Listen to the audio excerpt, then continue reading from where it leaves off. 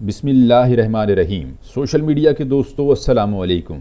دوستو ہمیشہ کی طرح ایک نئی اور معلوماتی ویڈیو کے ساتھ حاضر ہیں۔ دوستو یہ نصف صدی پہلے کا قصہ ہے جب کراچی میں شادی کی ایک ایسی تقریب منعقد ہوئی جس کی خوشی میں کراچی کے در و دیوار جگمگا اٹھے۔ یہ تقریب ٹیلی ویژن پر نشر ہوئی اور نکاح نامے پر 2 ممالک کے سربراہان نے بطور گواہ دستخط کیے۔ یہ قصہ ہے اردن کے ولی عہد اور شہزادے کی پاکستان کے ایک عام سے گھرانے کی لڑکی سے شادی کا۔ وہ شہزادہ کون تھا، وہ لڑکی کون تھی اور آج کل وہ کہاں ہیں، یہ تمام داستان ہم آپ کے سامنے بیان کریں گے۔ مگر اس سے پہلے اگر آپ ہمارے چینل پر نئے ہیں تو ہمارے چینل کو سبسکرائب کیجئے، اور اگر ہماری ویڈیو آپ کو اچھی لگے اور آپ کی معلومات میں اضافہ ہوا ہو تو ہماری ویڈیو کو لائک کیجئے تاکہ ہماری حوصلہ افزائی ہو اور ہم آپ کے لیے مزید ایسی ویڈیوز لا سکیں۔ دوستو یہ 15 جولائی 1968 کی بات ہے جب اردن کے بادشاہ شاہ حسین کے چچا شریف حسین بن ناصر پاکستان کے سابق سیکرٹری خارجہ اکرام اللہ کی سب سے چھوٹی صاحبزادی ثروت کے لیے اردن کے ولی عہد شہزادہ حسن بن طلال کا رشتہ لے کر پاکستان تشریف لائے۔ اس رشتے کی منظوری سے پاکستان بھر میں خوشی اور مسرت کی لہر دوڑ گئی۔ ثروت، جنہیں ان کے گھر والے پیار سے بٹلم کہتے تھے، 24 جولائی 1947 کو کلکتہ میں پیدا ہوئی تھی۔ وہ برطانیہ کے اعلیٰ تعلیمی اداروں سے فارغ التحصیل تھیں اور اردو، انگریزی اور فرانسیسی زبان پر یکساں عبور رکھتی تھیں۔ شہزادہ حسن سے ان کی ملاقات چند برس پہلے برطانیہ میں ہوئی تھی، جہاں وہ آکسفورڈ یونیورسٹی میں ان کے ہم جماعت تھے۔ شہزادہ حسن 20 مارچ 1947 کو عمان میں پیدا ہوئے تھے اور عربی، انگریزی، اسپینش اور عبرانی زبانوں پر عبور رکھتے تھے۔ پھر 27 اگست 1968 کا دن آیا جب کراچی کے بین الاقوامی ایئرپورٹ پر اردن سے آئی ہوئی بارات اتری۔ ان سے پہلے صدر پاکستان فیلڈ مارشل ایوب خان اس بارات کے خیر مقدم کے لیے کراچی پہنچ چکے تھے۔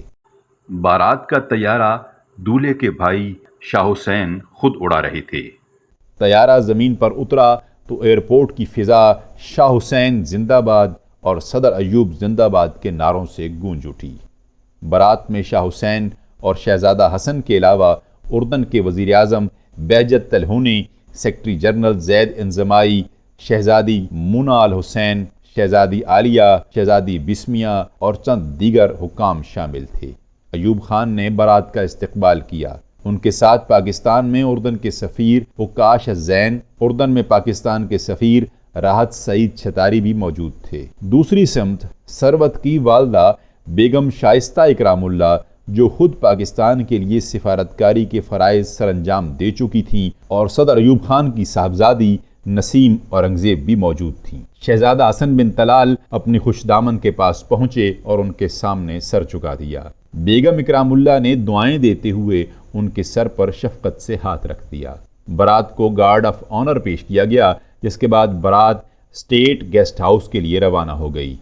کراچی کی آراستہ سڑکوں پر پاکستانی عوام خیر مقدمی نعروں سے بارات کا استقبال کر رہی تھی اور صدر ایوب، شاہ حسین اور شہزادہ حسن کی ایک جھلک دیکھنے کو بےتاب تھی۔ کئی مقامات پر استقبالیہ بینڈ بھی فضا میں موسیقی بکھیر رہے تھے اور پھول نچھاور کیے جا رہے تھے۔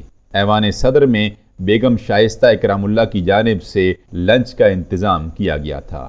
شام کو شاہی خاندان کلفٹن میں بیگم شائستہ اکرام اللہ کے گھر کاشانہ پہنچا، جہاں مہندی کی رسم ادا کی گئی۔ اس رسم میں ثروت، جو اب شہزادی ثروت کہلانے لگی تھی، ان کی والدہ اور بہنوں اور قریبی دوستوں نے شرکت کی۔ 7 سہاگنوں نے شہزادی ثروت کی ہتھیلی پر مہندی رکھ دی اور پھر ان کی دوستوں نے ایک حسین مشرقی رقص پیش کیا۔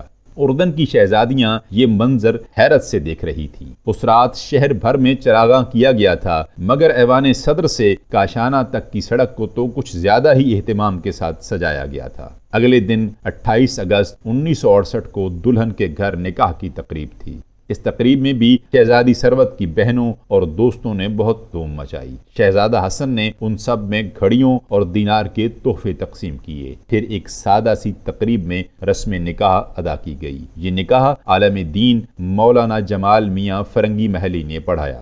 اس نکاح میں اردن کے شاہ حسین، وزیر اعظم بہجت الہونی اور پاکستان کے صدر ایوب خان کے علاوہ اعلیٰ حکام نے شرکت کی۔ نکاح نامے پر شاہ حسین اور صدر ایوب خان نے بطور گواہان دستخط کیے۔ پھر عارسی مصحف کی رسم شروع ہوئی۔ بیگم شائستہ اکرام اللہ اور ان کے گھر کی خواتین نے دلہا کو سلامی پیش کی، مگر جب دلہا واپس جانے کے لیے اسٹیج سے اترے تو معلوم ہوا کہ ان کا جوتا چھپایا جا چکا ہے۔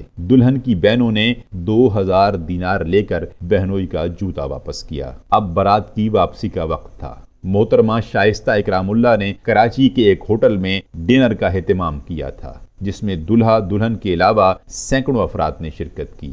اس تقریب میں کراچی کی مشہور شاعرہ وحیدہ نسیم نے حاضرین کو اپنے کلام سے محظوظ کیا اور مبارکباد پیش کی۔ مبارک عرض پاکستان کو یہ عزت افزائی فضائے قبلہ اول نے کی جس کی پذیرائی، مبارک ہو مبارک عالم اسلام کو ثروت، حسن کی ہو بصیرت ملت بیضا کی بینائی۔ وحیدہ نسیم کے بعد مشہور مغنیہ مختار بیگم نے بھی بغیر ساز کے مبارکباد کا نغمہ گایا۔ یہ تقریب ٹیلی ویژن سے نشر کی گئی، جسے دیکھنے کے لیے ہر گھر میں لوگوں کے ہجوم لگے ہوئے تھے۔ رات کو شاہ حسین نے دلہا دلہن اور ان کے اہل خانہ کو ایوان صدر میں ڈنر دیا۔ اس تقریب میں بھی صدر ایوب خان نے بطور خاص شرکت کی۔ انہوں نے شہزادہ حسن اور شہزادی ثروت کو سونے کا ایک جڑاؤ سیٹ بطور تحفہ عطا کیا اور ایک خوشنما شمعدان بھی دیا۔ متعدد ممالک کے سفیروں نے بھی تحائف پیش کیے۔ عشائیے کے بعد شہزادی ثروت اپنی والدہ کے ہمراہ اپنی قیام گاہ کاشانہ واپس آ گئیں۔ چند ماہ بعد 11 نومبر 1968 کو شہزادی ثروت رخصت ہو کر اپنے سسرال چلی گئیں، جہاں وہ آج بھی بڑی خوش و خرم زندگی گزار رہی ہیں۔ شہزادی ثروت کے یہاں 3 بیٹیاں رحمہ، سمایہ اور بادیہ اور ایک بیٹا راشد بن حسن پیدا ہوا۔ ان کی اور شہزادہ حسن کی تصاویر اردن کے ڈاک ٹکٹوں پر بھی شائع ہوئیں۔ وہ پہلی پاکستانی خاتون تھیں جن کی تصویر کسی غیر ملکی ڈاک ٹکٹ پر شائع ہوئی۔ وہ دنیا کی خوش لباس ترین خواتین میں شمار ہوتی ہیں۔ ان کے کپڑے پاکستان کے معروف فیشن ڈیزائنر رضوان بیگ تیار کرتے ہیں۔ عمان میں ان کے محل کی اندرون خانہ آرائش پاکستانی ڈیزائنر میاں احد نے کی ہے۔ وہ اردن کی بیڈمنٹن فیڈریشن کی اعزازی صدر بھی رہی ہیں اور انہوں نے تائیکوانڈو میں بلیک بیلٹ بھی حاصل کیا ہے۔ شہزادہ حسن کی دلچسپیاں سیاست سے زیادہ لکھنے پڑھنے سے رہی ہیں اور وہ کئی کتابوں کے مصنف ہیں۔ انہیں دنیا کے متعدد ممالک نے اپنے اعلیٰ ترین اعزازات سے سرفراز کیا ہے، جبکہ متعدد یونیورسٹیوں نے انہیں ڈاکٹریٹ کی اعزازی سند عطا کی ہیں۔ شادی کے بعد سالہ سال شہزادہ حسن اردن کے ولی عہد کے منصب پر فائز رہے، لیکن پھر کہانی میں ایک نیا موڑ آیا اور شاہ حسین نے اپنی وفات سے چند روز قبل اپنے صاحبزادے شہزادہ عبداللہ کو اپنا ولی عہد نامزد کر دیا، جنہوں نے شاہ حسین کے انتقال کے فوراً بعد بادشاہت کا منصب سنبھال لیا۔ شہزادہ حسن نے بڑے وقار کے ساتھ بادشاہ کے حکم کی تعمیل کی اور نئے ولی عہد کے ساتھ وفاداری کا اظہار کیا۔ شہزادی ثروت اور شہزادہ حسن کی یہ شادی افسانوی شادیوں جیسی تھی اور اس کی یاد آج تک اہل پاکستان کے دلوں میں زندہ ہے۔